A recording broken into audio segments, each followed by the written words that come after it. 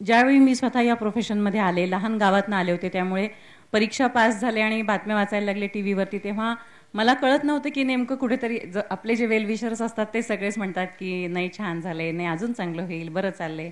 पण आपला एक आतला आवाज जो असतो, इनर व्हॉइस, तो आपल्याशी खरं खरं बोलत असतो. मला जाणवायचं की कुठेतरी आपल्या आवाजाची पट्टी जी आहे ती जनरली महिला सगळ्याच वरच्या पट्टीत बोलतात, पण अजून ती स्टुडिओत गेल्यानंतर प्रेझेंटेशन देताना किंवा मुलाखती घेताना किंवा एरवी बोलताना सुद्धा कुठेतरी पट्टीमध्ये गडबड आहे असं जरासं कळायचं. मग आणि कोणाकडे गायडन्स घ्यायचं हे समजत नव्हतं. पण नंतर हळूहळू कळत गेलं की डॉक्टर अशोक रानडे सर जे आहेत ते यामध्ये गायडन्स देतात आणि देशातलं खूप मानानी आणि आदराने घेतलं जाणारं नाव आहे डॉक्टर अशोक रानडे. अलीकडच्या काळातच ते वारले.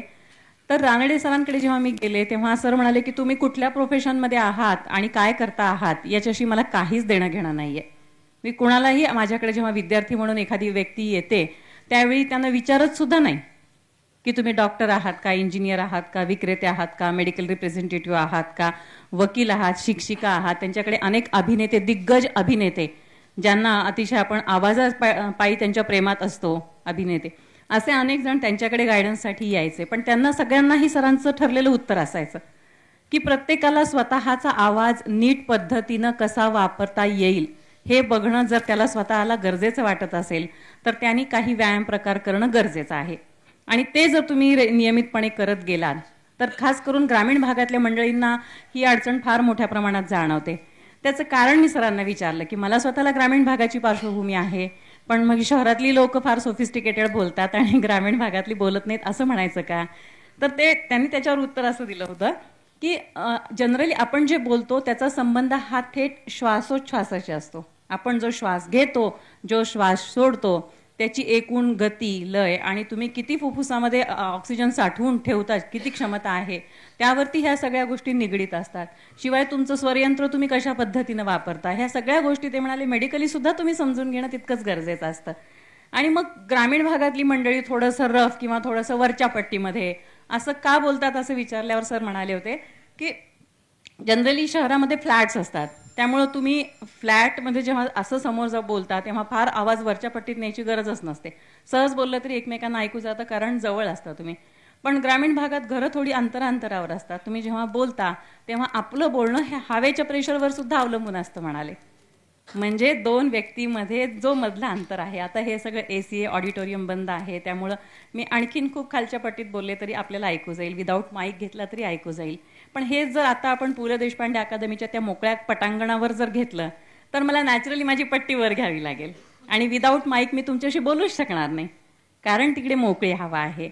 हे मला सरांनी समजावून सांगितलं की हवेचा जो स्तर आहे, जो दाब आहे, त्याच्यावरती सुद्धा तुमचं बोलणं अवलंबून असतं.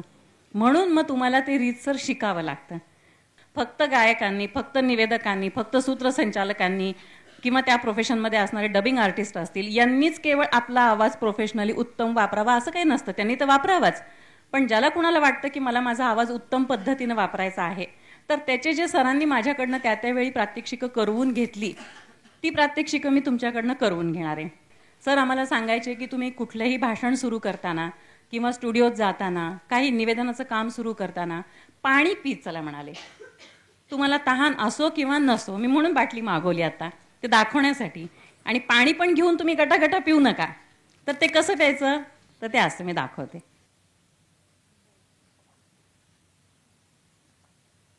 मी पूर्ण पाणी आतमध्ये, म्हणजे आपले गाल जे आहेत आतून ते ओले झाले, ओठ ओले झाले आणि इथं स्वरयंत्र असतं आपलं, हे स्वरयंत्र ओलं झालं.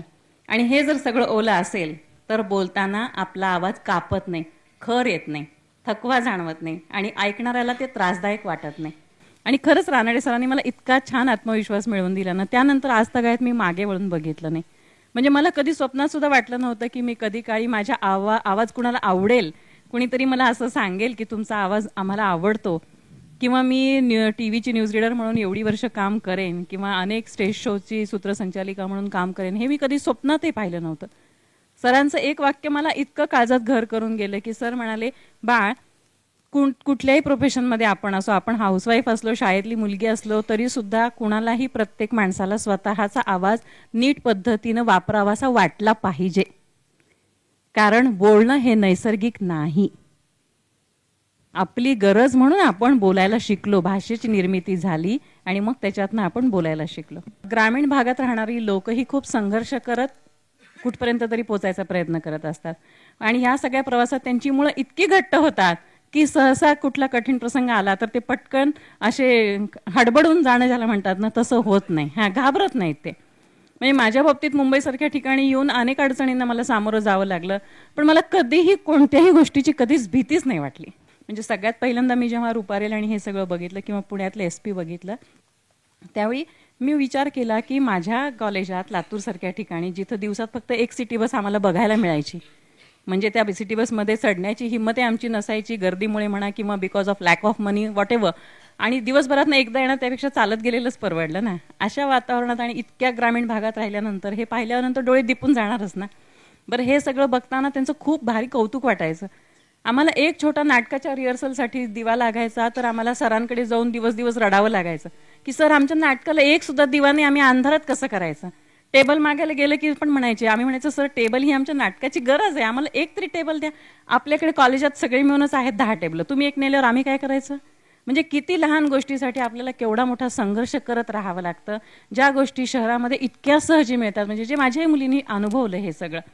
पण ह्या सगळ्यातनं शेवटी स्वतःचाही कस लागतो आणि आपल्याला समाधान मिळते की अरे एवढ्या संघर्षातनं जर आपण इथपर्यंत येऊ शकतो तर इथून आपण पॅरिसपर्यंत फार सहज जाऊ शकतो. हा आत्मविश्वास आपल्याला ही नगरी देते. म्हणजे पुणे असो किंवा मुंबई असो, कुठले असो, कारण त्या अर्थाने आपण सगळेच मायग्रंट्स आहोत. आपण मूळचे कोण इथले कोणीच नाही आहेत. कोणी कोकणातले आहेत, कोणी पश्चिम महाराष्ट्रातले आहेत, कोणी मराठवाड्यातले आहेत, भले इथं 4 पिढ्यापासून राहत असतील, पण मूळ इथले फक्त कोळी आहेत. कारण ही बेटं होती 7 मुंबईची, त्या 7 बेटांवर कोण राहत होतं तर कोळी राहत होते. त्यामुळे इथं जर कोळी एखादा असला तेवढाच फक्त मूळ पुरुष इथला येतो, बाकी सगळे बाहेरून आलेले. एखादी मुलाखत घ्यायची असेल तर सगळी माहिती गोळा करणं, त्यांना वारंवार फोन करणं, जाणून घ्यायचा प्रयत्न करणं, शक्यतो त्यांना डायरेक्ट न, म्हणजे आता समजा वीणाताईंविषयी मला बोलायचं असेल तर मी ताईंशी नाही बोलत, कारण ताईंना पण ऑकवर्ड होतं सगळी स्वतःविषयीची माहिती सांगताना. तितक्या मोकळ्या त्या होत नाहीत, आपल्याविषयी काय एवढं सांगायचंय, सांगितलं तरी त्या त्रोटक देतील. पण मग बाकीची माहिती कोण सांगेल.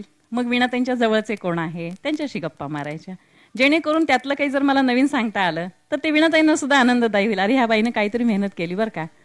शक्यतो अशा पद्धतीने म्हणजे CM, डेप्युटी CM कुणाचीही मुलाखत जर घ्यायची असेल, आता रिलेव्हंट टॉपिक काय चाललेले आहेत, बाकी अंडर करंट्स काय आहेत. सुदैवानं माझं नेटवर्क खूप छान आहे, फ्रेंड सर्कल खूप मोठा आहे. म्हणजे ब्युरोक्रॅटिक सेटअपमध्ये असेल, पॉलिटिकल असेल, कल्चरल असेल, सोशल असेल, त्यामुळे हे सोपं जातं. तुम्ही जर सगळ्याच, आणि नशिबाने मला माझ्या आवडीचा जॉब मिळाला. म्हणजे लहानपणापासूनच फिदी हसण्यात माझा पहिला नंबर असायचा. आईवडिलांचा सगळ्यात जास्त मार्क कशासाठी खाल्ला असेल तर खूप गप्पा आणि खूप हसणं, आणि हेच माझं प्रोफेशन झालं पुढे. तुम्ही जर सतत लोकांमध्ये मिसळत राहिला, तुम्ही सोशल असणंही तितकंच गरजेचं आहे. सगळ्याच अर्थाने, मानसिक अर्थाने सुद्धा खूप तुम्हाला आनंद मिळत असतो, समाधान मिळत असतं. जेवढी तुम्ही पुस्तकं वाचता, जेवढं तुम्ही लायब्ररीमध्ये बसून काही अभ्यास करता, जेवढं तुम्ही घरामध्ये एकटं राहून काही गोष्टी विचार करता, मनन करता, चिंतन करता, हे सगळं करत असतानाही आपण सोसायटीमध्ये मिसळणं हे खूप खूप अगत्याचं असतं.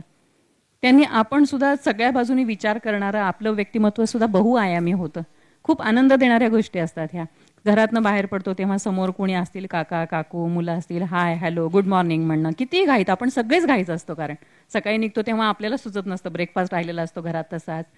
पण इतक्या छोट्या छोट्या गोष्टीत सुद्धा आपण इतरांना आनंद देतो. आणि सगळ्यात जास्त आनंद जर कुठे मिळत असेल ना तर इतरांना आनंद देण्यात. तुम्ही फक्त करून बघा, ठरवून, मला हे आवडत नाही पण मला हे करायचंय असं स्वतःशी ठरवा अगोदर, की मी कशाला ह्या काकून ह्या ना मी रोज गुड मॉर्निंग करते सकाळी, एकदा सुद्धा बघत नाही, उठून हूं करतात. करू देत ना, वर्षभर करू देत, आपल्याला काय फरक पडतो. मला छान वाटलं ना, मी जाताना त्याला चांगलं स्माईल दिलं, दिवसाची सुरुवात चांगली करून दिली, हॅलो आंटी, हॅलो काकू एवढं म्हणायला माझं काहीच नाही गेलेलं. मी खाली उतरत होते, मला त्या समोर दिसल्या. ह्या गोष्टी मी तरी कटाक्षाने पाळल्या, त्याच्यामुळे अजूनपर्यंत मला शत्रू तयार नाही झाला कधी. आणि मी अपेक्षाच नाही केली ना, मी काकूंना हॅलो म्हणाले म्हणून काकूंनी मला म्हणावं ही अपेक्षाच नाहीये. मला छान वाटतं इतरांशी चांगलं बोलताना, ती माझी गरज आहे.